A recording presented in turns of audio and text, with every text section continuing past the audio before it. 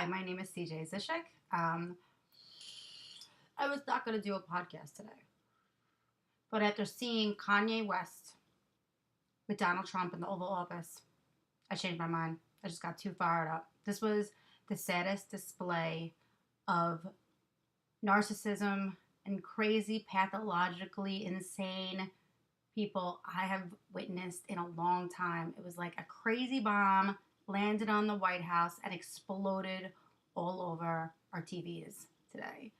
It was absolutely disgusting. Um, Mental health is nothing to laugh about, and Kanye West has bipolar and is off of his meds. I know a lot about bipolar disorder because there's a lot of people in my life that have it. There are highs and there are lows. Lows are associated with depression. They're when you don't want to get out of the covers. You don't want to leave your apartment. You are depressed and sad and don't want to be around your friends. And highs are you feel like you're on top of the world. You feel like nothing can harm you, nothing can get you. You're right, everyone's wrong. And that's when you go on certain benders. You either become like a shopaholic or you start gambling at the casino because you think that you are incapable of losing. And most people that go on those highs, although it feels good, eventually they get themselves in a lot of trouble.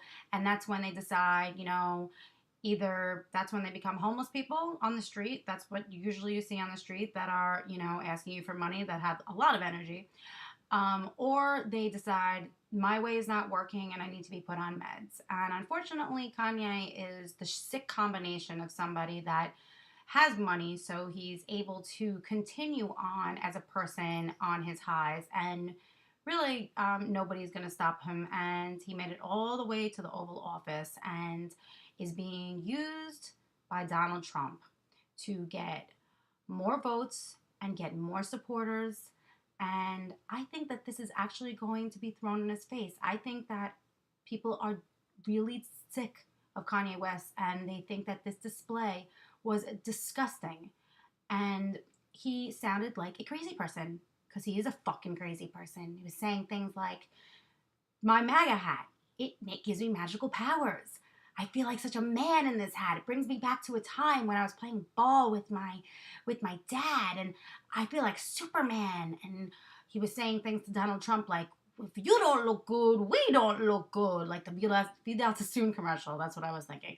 And he was saying things like, when you're fly, we're all fly. We got to make you fly. I mean, there are so many capable Black people in America that could have sat there and spoke about real issues, real knowledgeable, respectable, educated Black people that could have spoke about prison reform or the stop and frisk law or poverty in their communities and welfare and food stamps and issues that are affecting their lives. And it would have been so much more meaningful. But of course, Trump wouldn't take anyone like that because he only wants people that will stroke his ego. That's the only reason he had Kanye West there, is because Kanye got on stage on SNL and wore his MAGA hat, and now Trump is like, ooh, that's a good campaign strategy. I could get Kanye West and get all the Black votes here, but I really think that that is going to backfire on him, at least I hope, because I have more faith in humanity and more faith in Black people. And I'm telling you right now, if you are a Black person and you feel like nobody is listening to you and you think that this is the way to go and to follow Kanye West's crazy rants, then you are mistaken. We are listening. We hear you. Please, email me at cjzontv@gmail. I can give you so much information and literature and sign you up to groups and clubs that will totally hear you out and maybe, send you in the right direction and get you on a political path that your needs will actually be met instead of being used by the narcissistic, voyeuristic, psychologically crazy Donald Trump, because he is only using Kanye West as a pawn in his big scheme of just getting more supporters. If he really cared about people, if he really cared, don't you think that he would have went today down south to the hurricane in Florida that's creeping up into the Carolinas? Don't you think he would have been helping and supporting the people that lost their homes and lost everything? That's where he would have been. But it was more important for him to try to find a way to get more supporters and deal with the crazy whirlwind of what Kanye West is. I mean, Kanye West made absolutely no sense today. There could have been somebody that walked into the Oval Office with real issues and a real conversation that maybe had some true outcomes that could have helped this country.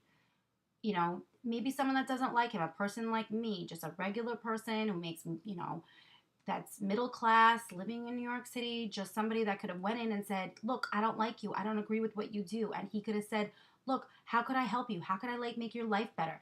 How could I what can I do to solve the problems in your life? Not just me. I mean, I'm just one kind of person. He could have had people from all walks of life come into that Oval Office and actually have real issues and articulated them in a way that wasn't a person by a person off of their fucking meds that has bipolar and is making absolutely no sense. And let me tell you, if you think I didn't watch the entire thing, you're mistaken. I actually watched the 37 minutes of this nonsensical rant that literally felt like I was listening to my ex-boyfriend when he was off his meds, talking about random things here and random things there and random things there. And then when I told him, hey, you're not making sense, he thought I was the one that was crazy. And Trump just used him.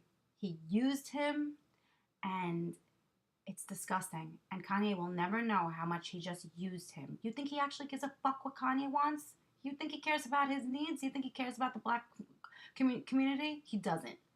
He only cares about supporters and campaigning. And it was just a sad, sad display of two narcissistic, egotistical maniacs sitting face to face telling each other how fucking great they are. And we all had to sit and watch it. It was disgusting. I'm ashamed. I'm sick. I mean, didn't we learn our lesson when Kanye got on stage at the MTV Movie Awards and stopped Taylor Swift from getting her award because he didn't agree? I mean, just because he didn't agree, this is a man that we're listening to? I mean, look, he's a talented guy. Put him in the studio. Have him make albums. Who gives a shit? Have him drop an album a day. Put him where he belongs. The last place in the world is in the Oval Office speaking to the United States of America, the president, and all of the entire world to watch it. I'm embarrassed. I mean, around the world, they're watching this and thinking, oh my God, this is how low America has sunk. They're listening to a crazy rapper. I mean, it's just disgusting. It's just another disgusting day in this Trump administration. But we have definitely sunk to a new low today. And I hope Kanye either goes into his studio or gets on his meds, because it's one or the other. Because I don't think you can go in that direction pretty far. I've seen it happen over and over and over. That high, it'll take you really, really, really far, but eventually you're going to think that you are better than walking off of your ledge and that you're going to survive. Okay? I've seen a lot of people go down that way. You just cannot sustain those kind of highs for that long. And somebody has to knock him down a few pegs or put him where he belongs, which is in a studio. So, or, I don't know, making shoes, whatever the fuck he does, I don't care. You know, it almost felt like Kanye was there just to go against the grain. You know, it's like everyone told him not to wear his MAGA hat. So he was like, I'm going to wear my MAGA hat. It's like if we told him not to wear this, he'd wear this. It's very similar to Trump. If you tell Trump not to like something, he's going to like it. If you tell him to like something, he's not going to like it. It's just trying to be a douchebag. And you think that if you go the opposite direction, that you're going to have all these followers, and it's like cult-like. It almost felt like in the Oval Office today, everyone was listening to him as if he was making sense like a fucking cult. He didn't make sense. If they, for 1 second, if he came in there and didn't support Trump, they would have realized he's not making sense. They would have said he's not making sense. But because he was wearing his MAGA hat and because he was supporting Trump, anything out of his mouth didn't matter. So when he was talking like this, all they were hearing was, I love you, Trump. I love you, Trump. I love you, Trump. And it was just a sick display. And Kim Kardashian, please grab your husband, stick him in the studio, get him out of there, okay? Because he's just being used by the Republicans, and it's sad. And for anybody who's thinking for 1 second that they want to actually like follow this man, please, we are listening, okay? Email me, get in touch with me. You are being heard. And once we have a Democratic president, or at least a president that isn't Donald Trump, your needs will be met. I promise, okay? So please don't go that direction. You don't need to be following a mentally insane, crazy person that is just on a rant. Okay.